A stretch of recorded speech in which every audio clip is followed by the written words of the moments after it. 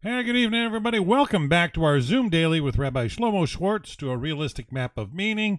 We're still going through the beautiful details of the laws of charity. Lots to learn. They're much deeper than most of us ever imagined, and it's so nice to be led through it by a wonderful rabbi. So let's just jump right in and see how Rabbi Schwartz is doing. Shalom, Rabbi Schwartz. So good to be with you again. Starting to enjoy the material quite a bit. So we're going to turn the class over to you, sir. Thank you, Dan. What should I say? That's very charitable of you to say. Okay, welcome everybody. So I'm enjoying giving this class with the charity, and I'm going to take you back. And I forgot something last night. Show you what it was.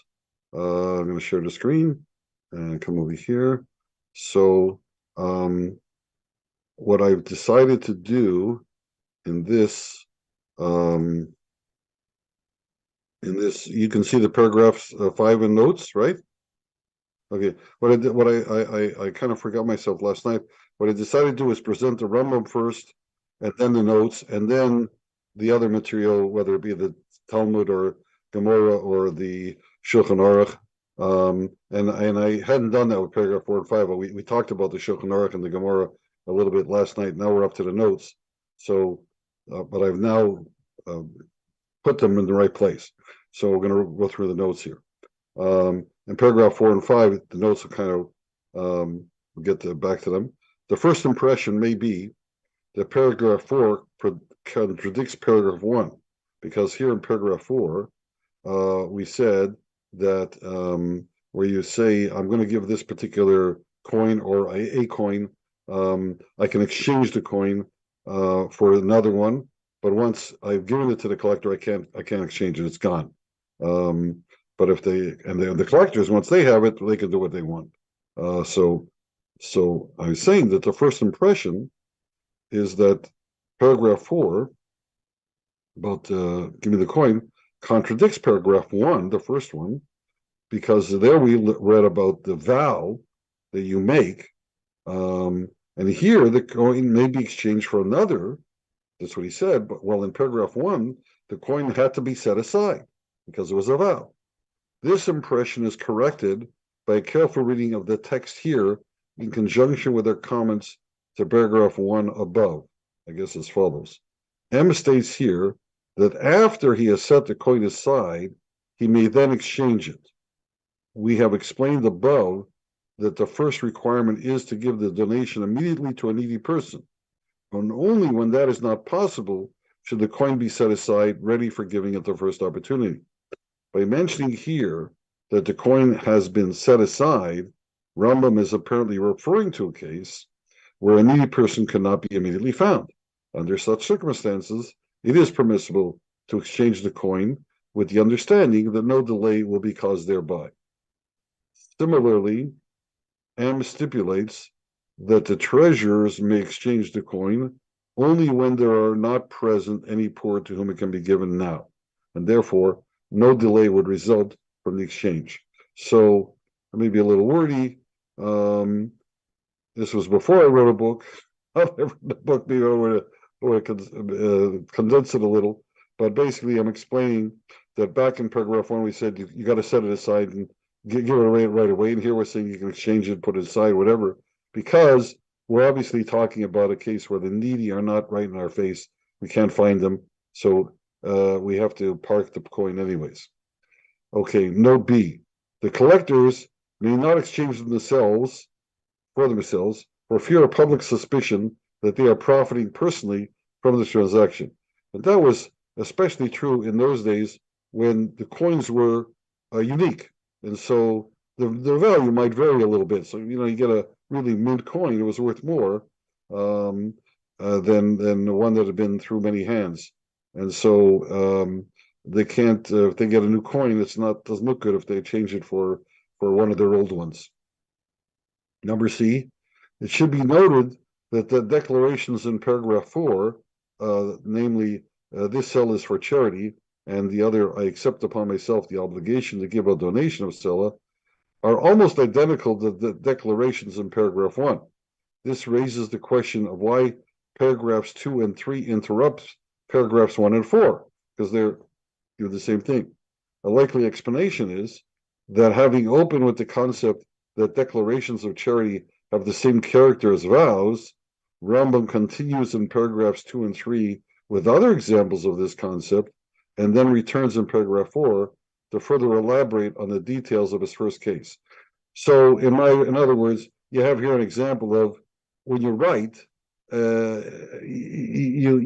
a big question how you order things, because you want to compare and contrast different things and consider different scenarios, and the reader just has to wait until you finish the whole thing and then go back and review and see how you've put it all together, which is not something we've done. Now these things we already did, and so I'm going to go on to the next paragraph. Paragraph 6. One who gives to a synagogue a lamp or candlestick may not change its use. If, though, it is for the sake of another commandment, it is permitted, even when the owner's name has not yet dissipated to the article, such that people still say, this is the lamp or candlestick of so-and-so. So in other words, you gave a gift to the synagogue, let's say, of a lamp, a chandelier. It's got your name on it somehow, or at least it's known as yours. It was striking. So if you can't change it, you give it to the synagogue, so it's there. You can't take it back. But let's say you have another commandment to fulfill with it, then you could do something as long as, or even when your name is still attached to it. However, after the original owner's name has dissipated from the article, then its use may be changed even for an arbitrary reason. You don't need a mitzvah. Okay.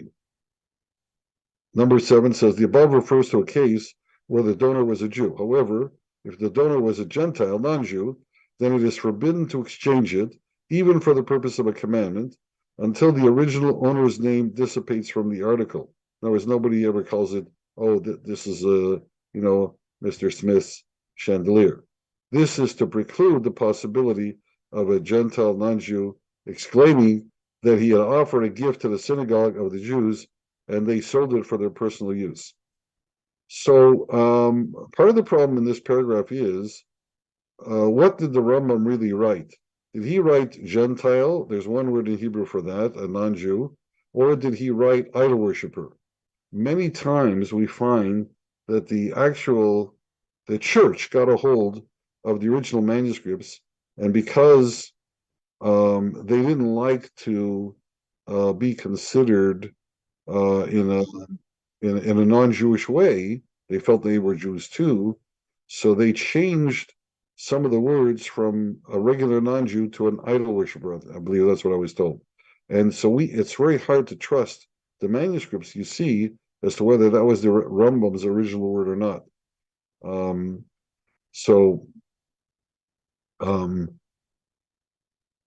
But the assumption here is that even if the non-Jew is like a Noahide, he wants to be, he respects the Jewish people and wants to support them and all that, but still he's not part, and he wants respect himself. So if his gift is not treated with the same respect as he would have expected, then you're just going to create some enmity. So it's always the case. Anybody, if you deal differently with a family member than you do with your neighbors, even though you know them equally well, maybe the neighbor better, but you take certain liberties here and not there. So it's always the case. Okay, I have the notes here. In paragraph 6, it is not clear who is not allowed to exchange it, the giver or the recipient, because all he said was that somebody gives a gift to the synagogue, so cannot change its use. If it's for the sake of another commandment, well, whose commandment? Like you gave it to the synagogue, so what? The synagogue now needs to maybe, we don't need a chandelier really, we need another Sefer Torah, or we need another bunch of books to study from, whatever. So we don't need the chandelier, so maybe that's what it is. The first sentence seems to refer to the giver, because it's just one sentence. However, the second sentence seems to refer to the recipient, since the original owner is mentioned in the third person. Let's go back and see that. The second sentence. If though it is for a single negative, it is permitted even when the owner's name, that's the third person, the guy that gave it, has not yet dissipated from the article, such that people still say, this is the lamp of the candlestick, so and so. So, when I read it, I would think that the guy who gifts it, he cannot change its use. But over here, if it's the second of the commandment, even when the owner, that's the guy that gifted it, has not yet dissipated, so it sounds like somebody else is at work here. So it wasn't clear. So I mentioned it, and I left it. Yeah, but who is he talking about that's got the ability to change it? Like the giver, once you gave it, like we started out by saying you give a vow, you have to give the vow. So you give it to the synagogue. It's.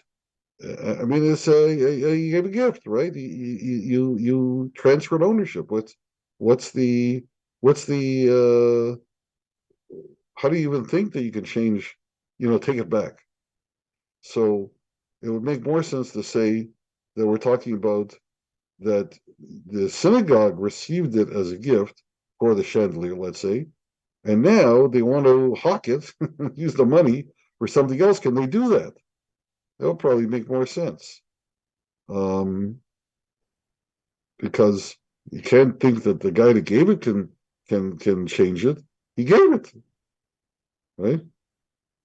That's the way I see it. I see the Yeah, synagogue can use it how they want to. right. I think I would change that note. Okay, in paragraph 7, I'll put a probably comma there. Rambam expresses concern that a Gentile may defame the name of Israel should his donation be disengaged from its intended purpose. This concern is apparently not present with regard to a fellow Jew. When you think about it, could be a fellow Jew is not that closely associated with the synagogue, but he gave a gift and now they're changing it. He'll yell about it. So okay, why then do the rulings in paragraph 6 depend upon whether or not the original Jewish donor's name remains attached to the article?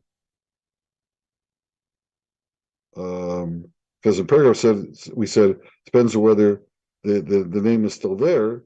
If we're not worried about the fellow Jew, what do we care whether his name's still on it or not? So no clarification seems forthcoming from the Talmudic source. What then should be the ruling for an article to which a name is attached through a label or engraving, but which name is no longer recognized by any member of the synagogue? In other words, you could come in and we have this in our synagogue, like there's curtains covering the ark, or a fancy tablecloth covering the lectern and so on, and it's got names on it that it was donated by this and this, in the memory of such and such a guy, and maybe it even says by whom, but it's all the Hebrew names, and it's not the way they're generally known, and we don't remember anymore who it is. The name is still attached, really. It's written right on the article, but we don't remember who he is. So that's how it can happen. So we'll see what happens in the Talmud when we get down to it. Another concern is the new use intended for the article. Using the article for another commandment is always acceptable. Presumably, changing the article from one synagogue to another while retaining its original use would be equally acceptable. How would that happen? Let's say, I donated it. Yeah, they changed the community moved away. So they sold this.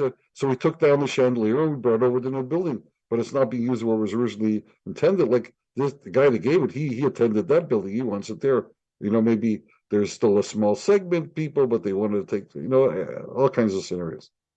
So this suggests that the requirement expressed in chapter 7, paragraph 15, back in the first chapter we read, to determine the proper synagogue intended by the donor is only necessary when the donor was terminally ill. Remember, we had a thing where the guy gave a gift on his deathbed, and so we said, well, if you don't know what synagogue, give it to the synagogue he used to attend, or to the synagogue close to him, whatever.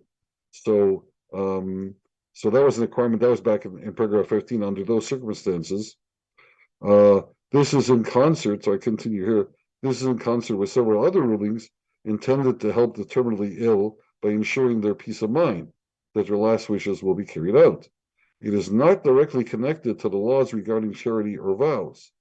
So,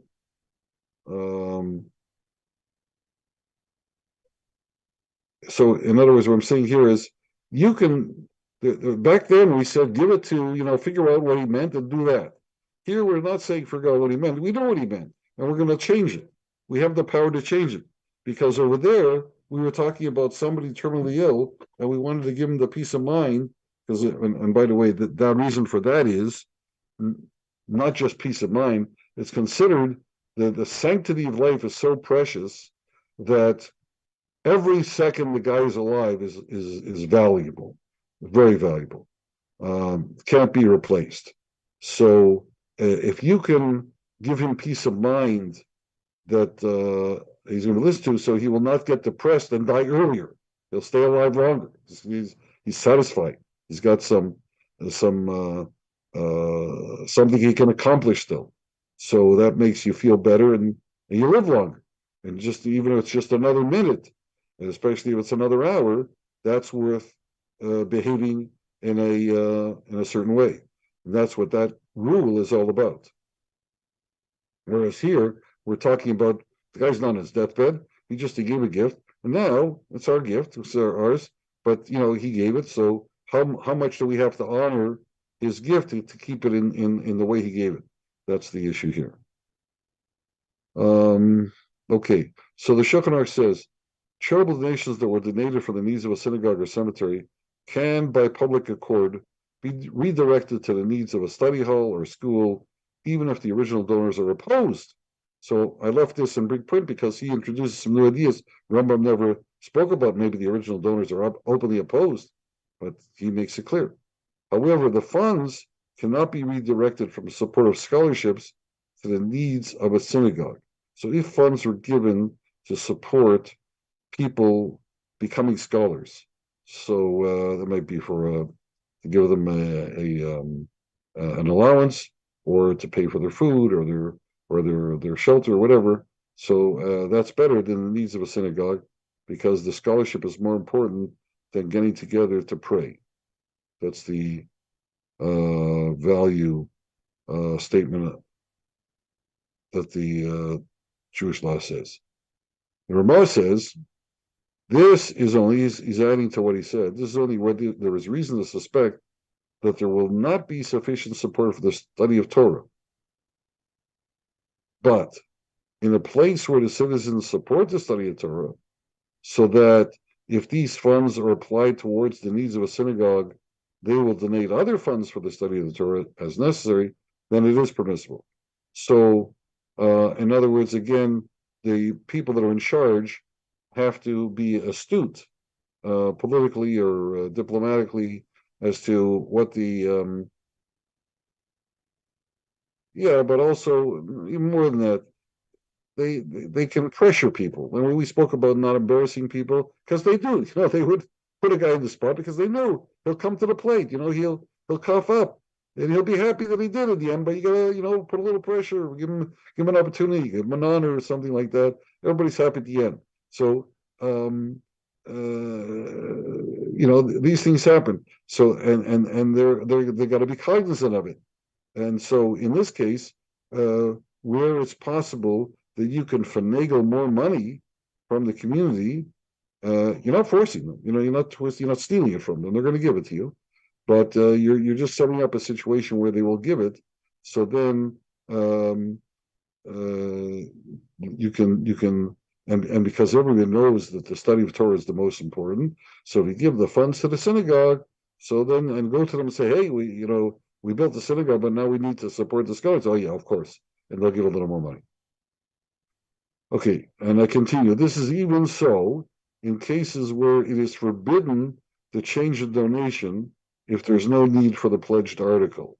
For example, if he dedicated land to build a study hall, and this is true where my son lives in Lakewood, New Jersey, so they had a neighbor wasn't all that wealthy actually when he started, but he dedicated land to build a study hall. But they're not able to proceed with construction in the near future. So he got the land, but they've got to just let it sit there. Then the donor cannot retract it. Instead, it remains so dedicated until they build upon it. So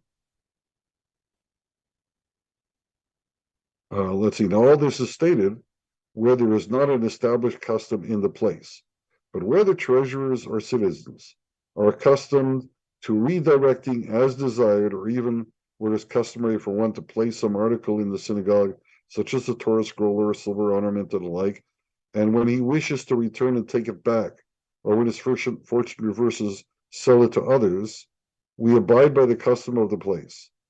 Whoever makes something hektish, as a term we had before, that's make holy, whether for the community, for the community of the temple, here it means really for the community, does so according to the custom, and the intent of the court is to treat it on this condition, provided only that the custom is well established. In other words, don't make it up as you go. But if you have this custom that's well established, then it's going to fall like that. At any rate, if the donor stipulated explicitly that his pledge should not be changed and that there should be no possibility for such, then clearly it is forbidden exchanging.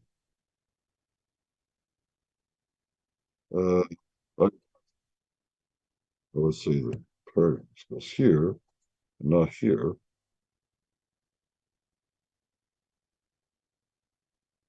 Okay, right. So that was one thing. He had quite a bit of detail there. And now he adds again, once a Jew donates lights or a candelabra to a synagogue, if the name of its original owner has left it so that it is no longer referred to by his name, then the community can change its use even to some non-sacred use. Whereas they could sell it and use it for, I don't know, candles that are used up. Ramah, even if the donor protests, it's done. His name is no longer there. But if the name of the original owner has not fallen off, they are not able to change it to non-sacred use, although they are allowed to change its use in order to perform a mitzvah. So if it was for the sake of doing a mitzvah, then they could change it to a non-sacred use. Now, if the donor was a non-Jew, it is forbidden to change it even in order to perform a mitzvah while the name of its original owner left it. This was in the Rambam. Ramah, as long as the name of the original owner is engraved on the donated article, the owner's name has not left it. So really, this I could have put in small print, but because of the Ramah, I left it original because he adds this idea that, so what he's saying is, if it's engraved on the donated article, whether you know who it was or not, his name is attached to it, don't change it. So it's not becoming that you're like, you're going to go into the pawn shop and find something on the shelf with somebody's name on it, it's not, it might get back to the family or something. It's just doesn't look good. Okay. So we're going to paragraph 8. I think I can see this. Take out a space there. This is a Rambam. Should an idol worshiper make a gift to the temple fund? The guardians should initially not accept it. This is the temple fund, not the synagogue. This is the temple in Jerusalem. However, should they come to accept it, whether they didn't realize or they were under pressure, then they may not return it. If, though, the gift was a recognizable and discrete item, such as a beam of wood or a stone block, and in other words, it retains its identity, you can go and point to it and say, that main beam, that's mine, then they must return it so that they, the idol worshippers, should not be able to claim any item in the temple as having come from them, as it says, not for you and not for us, to build a house for the Lord. That's spelled on purpose without the O, because at the time I was doing this, in the group I was with, they wouldn't even spell Lord or God the way it's normally written. They treat it as a holy name.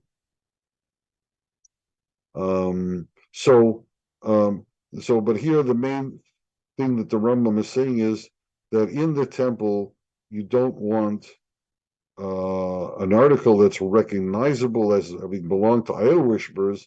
You don't want that there. But a gift, so initially you'd rather not accept it, But if you did, okay, keep it. But if everybody knows it came from idol worshippers, then forget it. But a gift to a synagogue can be accepted immediately, provided the donor declares that he has tithed it in accordance with the beliefs of Israel. In other words, he may be personally an idol worshiper, but I'm subscribing to you. I want to support you. What you believe in, or something like that, then it's okay. If he does not declare so, it must be hidden in storage, due to the possibility that his intentions were heavenward. He could have had the right intentions, but he didn't declare it. So then, and if his intentions were heavenward, then it's a holy item. He gave it. It's got a holiness attached. He has the power to make something holy. It's just that we don't know. We're not sure. So we also may not accept from them donations towards the wall of Jerusalem, nor towards the well of water within it, for it is said, and to you there shall be no portion or memorial in Jerusalem, as a verse in Nehemiah. So he's going back to the original thing. When we're dealing with the temple, which is the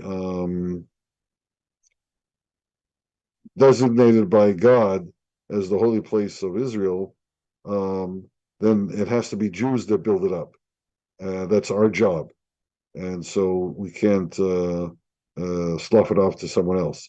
But for synagogue, that's what we made holy, so we can accept help. So the Shulchan Aruch here is of says the same thing. The notes, the declaration that he is tied in accordance with the beliefs of Israel must presumably be also made in the earlier case of a donation to the temple fund. I'm assuming that they have to say that, otherwise they wouldn't take it altogether. The mere fact of the donation seems to be sufficient cause to suspect that the intentions are honorable, in spite of his normally abominable practice of idol worship. He's an idol worshiper, but he gave it, so we have to assume that he knows what he's doing. In the absence of idol worship, such as with a non-observant Jew, who we don't suspect of idol worship, or even certain non-Jews, would be Noahites, would then the presumption be that the intentions are definitely honorable? It wasn't clear. Would the same question hold for grants from democratically elected governments? That's what I was getting to. Or would such grants be considered as the fair share of the Jewish community's own contribution to government revenues? So, in other words, I think this is a modern question that I don't have the power to resolve, but it's worth asking. If the government, and by the way, we had this in the synagogue, that I think of it, in the synagogue that I attended for most of my married life, they applied for a grant from the government of Ontario to put an addition onto the synagogue to build something extra, and they were granted $300,000, no slight matter. Came in quite handy, so now and it's. I don't remember if it wasn't quite the sanctuary we were building, so that may have helped the question. But let's say you get a grant, you build a sanctuary. So do you have to get a statement from the government saying that we want this to support, or is it understood, or is it considered? We don't care what they say. It's our money. Oh, we gave it, so we're just getting back our own money. So that's an interesting question. Okay, the verse quoted from Nehemiah is likely abbreviated from the actual verse, which reads, "And to you there shall be no portion, nor right, nor memorial in Jerusalem," talking about the non-Jews, the idol worshippers. And D is interesting to note the Shulchan Aruch does not discuss gifts to the temple fund like Rambam does. This may suggest the Rambam felt more keenly the possibility of the temple's resurrection in his time, while Shulchan Aruch did not. Maybe, or it may simply be, I would change this note today, because Rambam was writing about the whole of the Torah, whether the temple's here or not. He wrote all of it. The Shulchan Aruch definitely did not. He only went to write those instructions that are relevant today. Since we don't have the temple, they're not relevant. He never addressed all those things, and I think that would be the better answer. So we're up to paragraph 9. I'll make my marker here. There we go. And that's it for tonight. Rabbi, you got any questions for the rabbi? Well, kind of I do. I was told that in the building of the temple had to be built by righteous Gentiles. that it would make a Jewish person unclean to do the labor work, but he could oversee the work done. No, Rabbi, any comment? not familiar with that at all. Okay. On the contrary, I mean, all the work in the original temple was done by Jews, and the tabernacle in the desert. And I mean, it is true that when King Solomon, Shlomo, went to build the first temple, he had an arrangement with a foreign king who did a lot. He arranged for a lot of material to be brought. I mean, they bought it, they hired them, they paid for it, but it was originally, let's say, the stones were cut or the trees were cut down by the people of this other nation. There was nothing wrong with that. Um, and there are stories in the Talmud about buying red heifers from non-Jews, and wherever you find it, you can't steal it, but you can buy it. They could do it. But see, once you buy it, then it's yours. You bought it, Yeah. so even though they did some other work. But there's nothing about the. Now you maybe have heard something because here's what it may have come from. The Jews can be subject to a state of impurity, non-Jews not, as far as Torah law is concerned. That the Jews had to be um, cognizant of having come in touch with dead bodies or certain animals, dead animals, and that would impose upon them a state of impurity that They'd be they were disqualified. capable of getting rid of it. But Yeah. non-Jews are not; they're not subject to that at all. It's just not an issue for them. They're immune one way or the other. So it could have been a discussion that better for the non-Jews to build it because they're not impure. They don't have to worry about that. So then the Jews are impure, something like that. But I'd have to have more context to quote. Yeah, I Good understand. point, though, Robbie. Yeah, Thank you, Dan. yeah, it's Thank you, interesting. Rabbi. My All right, pleasure. Rabbi. So that's it for today. Today, let us give a warning that we're going to be off next week, but we're on tomorrow. We're on for tomorrow. So there you go, folks. That's our Zoom Daily for today with Rabbi Shlomo Schwartz to a realistic map of meaning. We will be back tomorrow night at 9:30 p.m. Eastern, 6:30 p.m. Pacific to continue with more of the laws of charity. So we're going And to some sign of the out laws of vows. Okay. Getting into some side issues too. So that's interesting. I hope. Yeah. For sure, for sure. All right, guys. So we'll see you tomorrow. Like the rabbi mentioned, we're gonna take a week off for next week for various reasons. So, but we will be back tomorrow night. So see you then. Bye for now. Okay.